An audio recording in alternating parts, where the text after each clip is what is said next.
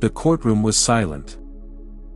Judge Nkemdali Abdul sat beneath the polished mahogany arch, while the gavel rested before her like the weight of God's justice. Before her stood the man who had killed her only son. He was young, too young for the kind of darkness that had followed him into this courtroom. His name was Emeka Nwodo, 27 years old auto mechanic, whose life had been a series of wrong turns. He couldn't meet her gaze. And yet, in that room heavily layered with grief and judgment, he looked like someone already condemned by his own conscience. The case had dragged on for months and Lagos had followed it like a daily soap opera. Judge tries her son's killer. News stations replayed every clip, every tear, and followed it with every quiet tremor in her voice. People waited to see how far pain could push justice. Everyone expected revenge. But when Judge Nkemdali spoke, her voice was not what they expected. "The law says you deserve punishment," she said quietly, her eyes never leaving Emeka's trembling frame. "And justice demands that you should be punished too. But what does my heart say?" The courtroom was enveloped with a graveyard silence, and reporters still made efforts to lean forward, silently. "My heart tells me that nothing will bring my son back. My heart says anger is a poison that kills its host first." Emeka's head dropped. Even the stenographer forgot to type. She took a breath. The kind of breath that carries both ruin and redemption. Then she looked at Emeka again and said words that would echo across the nation. "I forgive you." There was an audible gasp, and a few people began to cry. But she wasn't done. "You will serve your sentence," she continued softly. "The law must take its stand in this case and there is nothing I can do about that. But I will not let hatred destroy two sons. My son is gone, and I refuse to lose another to the darkness of pains and revenge." Then she brought the gavel down, once, firm, final. Justice bowed to mercy. When the session ended, she walked past the cameras without saying any word. No tears and no triumph. Just the quiet dignity of a woman carrying both judgment and grace in her chest. That night, alone in her home in Ikoyi, she stared at her son's photograph, a young man in his university graduation robe, smiling, full of life. She placed her hand on the glass. "Toby," she whispered, "I did what you would have wanted me to do. I set him free." But she didn't know then that by forgiving the man who took her child, she had just opened the first door to her own transformation, a path that would one day make the world question what forgiveness truly means. Forgiveness made headlines. But mercy, in the eyes of the world, is often mistaken for weakness. By morning, her name was everywhere, the judge who let a killer go. Television pundits argued. Newspapers dripped venom. Social media roared with hashtags. People who had never lost a child suddenly knew what justice should look like. Her colleagues whispered behind courtroom doors. Even the Chief Justice called her privately and said in a voice laced with disbelief, "Nkemdali, you had the law in your hands. Why did you choose sentiment?" She didn't answer. Because how do you explain to the world that forgiveness isn't sentiment, it's surgery on the soul? At night, her home became an echo chamber of silence. The television was off, but she could still hear the public's anger buzzing through her mind. Her son's room remained untouched, his perfume, his trophies, his Bible on the nightstand. She would sit there sometimes, not to weep, but to listen, as if grief had a heartbeat and she was learning to hear it differently. "Lord," she prayed one night, "I've given what I thought I couldn't. But why does peace feel so heavy?" Emeka was already serving his sentence quietly and remorsefully. He never forgot the moment the judge said, "I forgive you." Sitting in the dark corners of the prison chapel, he replayed it over again like a sacred melody that he will never forget. He had gone into prison as a sinner, but those words planted something in him, a restlessness and a longing to become a man who could deserve forgiveness. He joined the prison's literacy class. Learned to read and to pray, and his favorite book was the Bible. And for the first time in years, he stopped running from his reflection.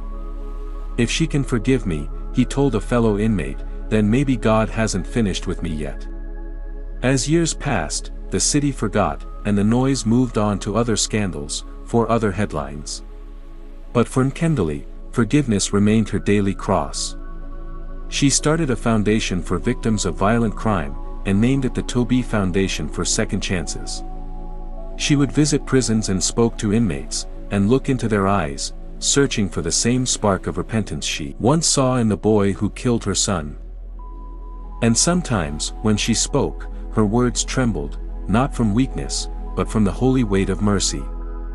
I forgave one man, she told a crowd once, and it set me free. Imagine what would happen if we forgave a nation. The audience always clapped. But when the lights dimmed, she still went home alone, carrying the ghost of a son and the echo of a courtroom. She thought her story with Emeka ended the day she struck that gavel. But destiny has a strange way of calling unfinished stories back from the shadows. The rain had a strange way of returning to the same earth that once drank it. Perhaps forgiveness was like that too, a cycle, not an event. It had been 8 years since the trial. Lagos had changed, bigger buildings, faster cars, colder hearts. But Infidelity was still the same woman in her quiet way, deliberate, graceful, unhurried. She no longer wore black. Her wardrobe had shifted from morning tones to soft creams and gentle blues. The world saw it as healing. But she knew it was something deeper, rebirth. Her foundation, the Toby Foundation for Second Chances, had grown beyond her imagination. They now had offices in Abuja and Port Harcourt, with teams rehabilitating ex-convicts, giving them skills, work, and hope. Every Friday, she reviewed new volunteer applications. She read through them carefully, because she believed that behind every name was a story that could change the world.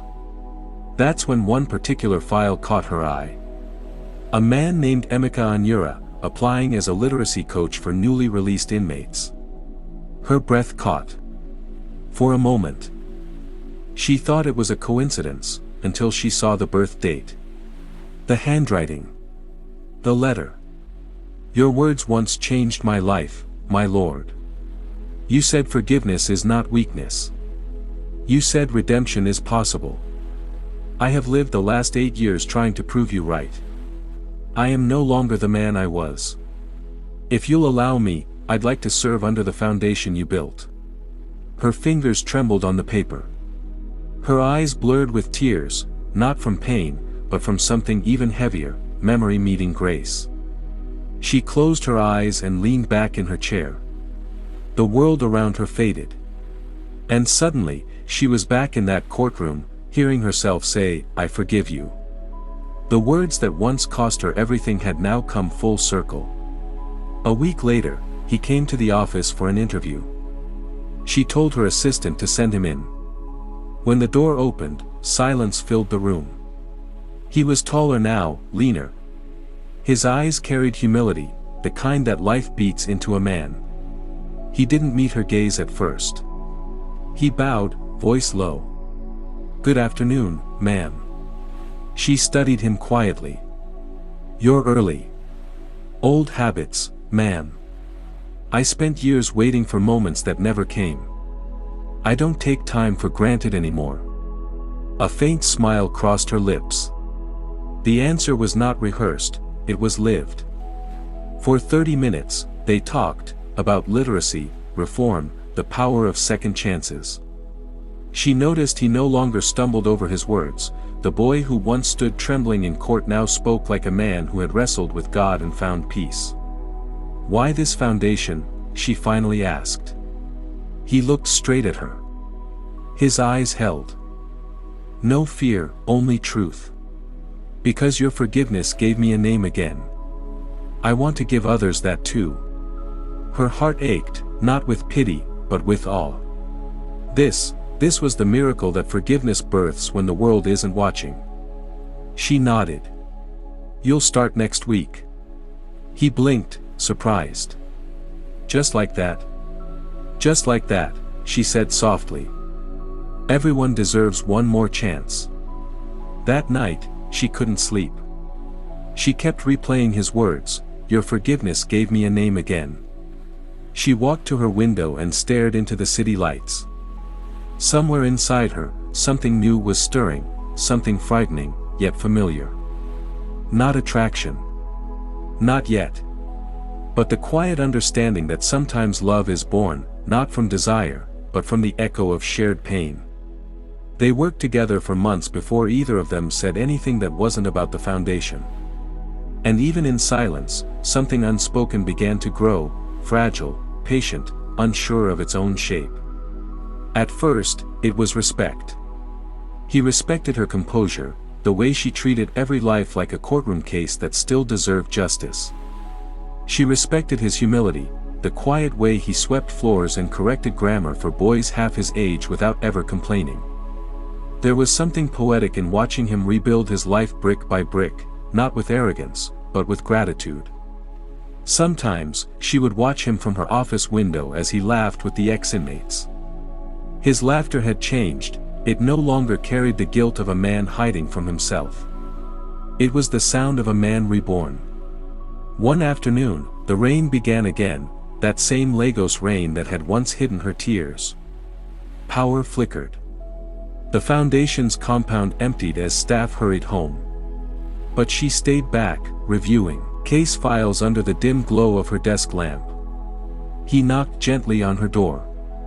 "Ma'am, the driver said he can't make it. The road to Lekki is flooded." She looked up, sighed. "Then we'll wait it out."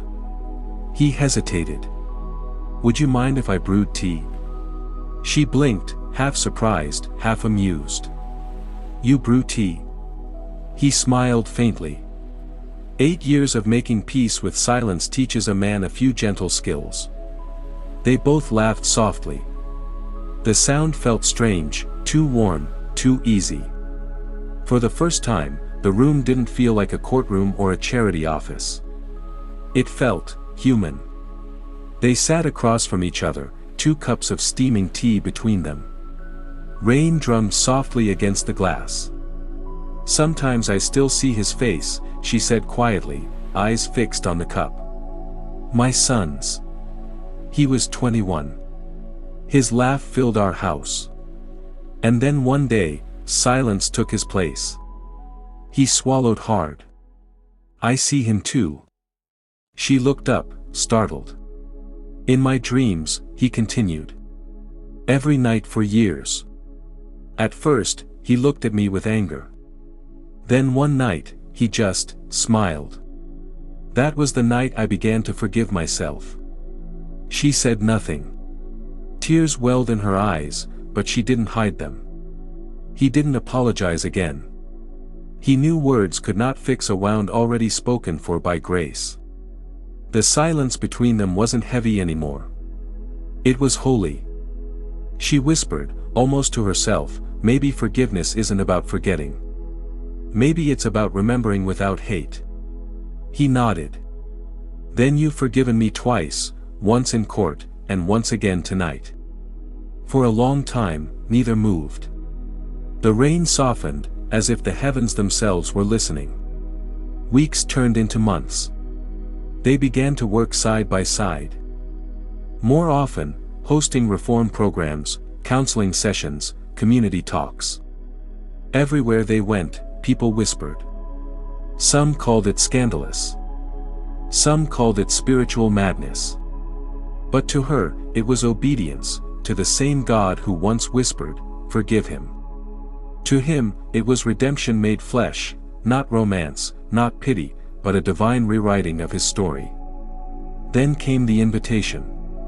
The Ministry of Justice wanted to honor the Toby Foundation for its national impact. The award dinner was to be held in Abuja, attended by ministers, judges, and human rights advocates. She asked him to join her as part of the delegation. He refused at first, but she insisted. "You are part of this work, Emeka. You're not a shadow anymore." That night in Abuja, when she stood on stage and gave her acceptance speech, her voice trembled only once. Forgiveness is not the end of justice, she said, eyes scanning the crowd. It is the continuation of mercy. I once thought forgiveness made me weak. But it made me unbreakable. Because when you forgive the person who broke you, you prove that they never truly did. The hall was silent. When she stepped down, Emeka stood by the door, his eyes full of quiet tears. She smiled at him. And in that moment, she knew, something sacred had taken root. That night, she couldn't sleep. She kept hearing the applause, the echo of her words, and the look in his eyes. Was it possible that love, not the romantic kind, but love that transcends shame and sin, could grow in a graveyard of pain? She wasn't sure. But her heart whispered one truth: maybe love and forgiveness are the same thing, just spoken in different languages. It started with whispers. And, like all whispers, it grew teeth. First, it was the tabloids, the judge and the convict. Then, the morning radio shows: is it compassion or madness? Should a judge befriend a man she once sentenced? Within weeks, her face was everywhere, the judge with the golden heart or the woman who had lost her mind, depending on who was speaking. Her foundation's donations began to drop. Board members grew uneasy. Church members whispered prayers that sounded more like judgments. Still, Kimberly refused to issue a statement. She only said, calmly, truth doesn't need a press release. But one evening, Emeka knocked on her office door. His eyes carried that same humility she had first seen in court, but now it was lined with guilt. I should leave, my lord, he said softly. This storm is mine to carry, not yours. She looked at him, unflinching. And where will you go, Emeka? To run from redemption? People will never understand, they don't have to, she interrupted gently. Forgiveness is a language only heaven translates. He bowed his head. Then at least let me protect your name. She smiled sadly. My name died with my son. What remains is my calling. The scandal climaxed when an online blogger posted an old photo, a courtroom still image of her pointing at him during the sentencing, side by side with a recent picture of them at an event. The caption read, 8 years ago, she called him a murderer. Now, she calls him a partner in redemption. It went viral overnight. The nation buzzed. Some were furious. Some wept. Some quietly began to forgive their own ghosts. Days later, the board summoned her.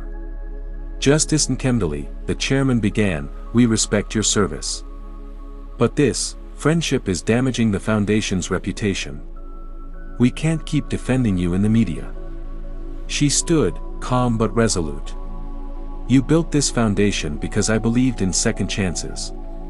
If I cannot live that truth, then this foundation is a lie. They looked at each other in silence. She turned and walked out, not in anger, but in peace. That was the day she handed in her resignation. A week later, she visited the small rehabilitation center Emeka ran in Surulere, the one she had quietly funded years ago. There, she found him teaching a class of young men, former inmates learning carpentry. He was kneeling beside a table, guiding one of them with patient hands. She stood at the door, watching. Her heart filled with a strange mix of pride and tenderness, the kind that had nothing to do with romance, and everything to do with grace fulfilled. When he noticed her, he smiled. I thought you'd be too proud to visit a broken man's workshop. And, I thought you'd be too humble to expect me, she replied with a half-smile. He laughed. The room, for a moment, felt like home. That evening, they sat on a wooden bench under the mango tree outside. The sun dipped low, painting the sky gold. Emeka, she said quietly, do you ever wonder why God allows pain? He took a long breath. Maybe because without pain, we'd never know how deep love can go. She nodded slowly. Then, almost whispering, the world thinks I'm mad. That I've lost everything. He turned to her, eyes steady. You lost what the world gave you. But you found what only heaven could. They sat in silence for a long time. Then she said something that would change everything. There's one more thing I need to do, not for the world, but for peace. What is it? To sanctify what forgiveness started. Not with law, but with love. A few weeks later, she invited a handful of people, close friends, staff, and a few ex-inmates, to a small chapel on the foundation's property. There was no crowd, no journalists, no makeup. Just two souls and a purpose. When the priest asked for the reason for the gathering, she spoke clearly, "Today is not a wedding. It is a covenant of redemption. I choose to stand beside the man who took my past, so we can together give others a future. I do not marry him as a wife. I join him as a witness, to grace." A stunned hush filled the chapel. Emeka's hands trembled as she placed a ring on his finger, a simple band of steel, symbolizing transformation. He did the same for her, placing a matching ring on her right hand, not the left. No romance. No vows of love. Only two words that made heaven weep: I forgive. I receive. The world called it madness. Some mocked, others marveled. But heaven understood. Because sometimes, the greatest love story isn't between two people, it's between a wound and the one who dared to heal it. 10 years had passed since that quiet ceremony in the chapel, the covenant the world mocked, but heaven crowned. In that decade, time had aged them both gently. Nkemdali's hair had turned silver at the edges, the kind of silver that carried wisdom, not weariness. Emeka had grown calm and steady, a man at peace with his scars. Their joint foundation, the Light Project, had become a national movement. They built schools for inmates' children, vocational centers in slums, and forgiveness programs in prisons across Nigeria. What began as a scandal had become a blueprint for restorative justice, the kind of justice that heals instead of destroys. It was the anniversary of the Toby Foundation, the same one she'd once resigned from. Now, the new trustees had invited her to speak at their annual Legacy of Light lecture, to honor the woman who had taught a nation how to forgive. The hall in Abuja was packed: senators, clergy, students, ex-convicts, widows, and dreamers. When she walked up to the podium, there was no music, no standing ovation. Just a deep, respectful silence, the kind reserved for saints and survivors. She placed her notes down but didn't read them. Her voice was calm, melodic, still carrying that same judicial poise that had once sentenced, then sanctified. 10 years ago, she began, I stood in this city and was called unfit to serve because I forgave a man the world said did not deserve mercy. I was told forgiveness made me weak. But weakness is refusing to look pain in the face and still choose peace. When my son died, I thought God had abandoned me. But now I know, He was preparing me to understand the kind of love that does not end at the grave. She paused, her eyes glistening. The crowd was utterly still. Forgiveness is not approval. It is not forgetting. It is remembering with clean hands. And sometimes, God asks you to do the unimaginable, to embrace the very thing that broke you, so others can know what healing looks like. She turned, gesturing toward the side of the stage. Emeka stood there, hands clasped, eyes low, still humble, still grateful. They said I lost my mind when I chose to forgive him, she continued, voice trembling now. But I didn't lose my mind. I found my soul. And today, I want you to know, forgiveness does not make you less human. It makes you more like God. The hall erupted, not with applause, but with the kind of sound that happens when people are trying not to cry. Men bowed their heads. Women held their chests. Somewhere in the crowd, a young man, once a gang member, whispered, if she could forgive that much, then maybe I can too. And just like that, the ripple continued. When the event ended, she and Emeka stepped outside into the golden Abuja dusk. Reporters hovered nearby, cameras flashing, microphones raised. but she waved them off gently. "Let them write what they will," she said softly. "We have said enough with our lives." He nodded, smiling faintly. "Do you ever regret it, the forgiveness, the cost?" She looked up at the sky, where the evening star blinked through the clouds. "Regret?" she whispered. "No. Only gratitude. Because mercy rewrote our story better than justice ever could."